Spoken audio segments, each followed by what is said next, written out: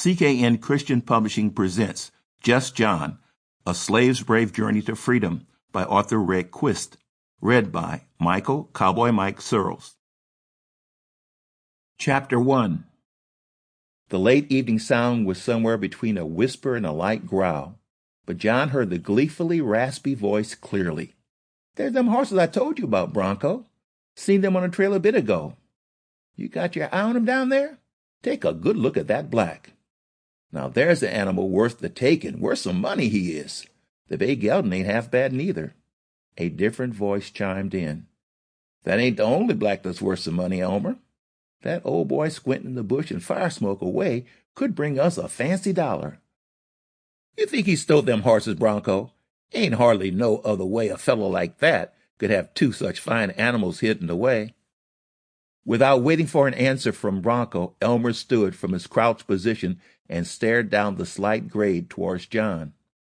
With the scattered forest and brush making its home on the hillside, plus the year's accumulation of dead grass and crinkled leaves on the ground, there was no hope of silence.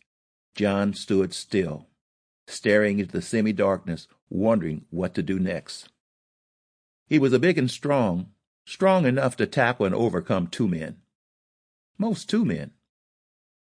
But he knew as a slave he could be in serious trouble if he showed aggression. All he could do was to wait and see what happened. Still, he had clearly heard the talk of capture and selling. If there was any move in that direction, he would defend himself.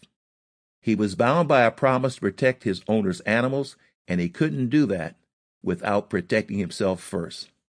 A week and a half of careful, half-scared-to-death riding and searching out a way through country totally unfamiliar to him had John hunkered down beside a small stream, hopefully hidden from sight.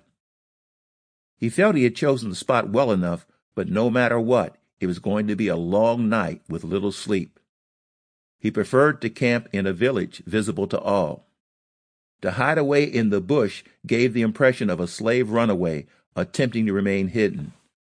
Two small, freshly caught trout were spitted on green sticks suspended over a tiny fire. His original plan was to douse the fire as soon as the fish were edible, and to make as little noise as possible. He had the two horses on short tethers, just enough to allow for a bit of grazing, concealed as well as possible in the stream-side bush. This was the first evening he was unable to locate a village friendly enough to allow a traveling black man to seek sleep and shelter in the hay of the livery loft. Sample complete. Ready to continue?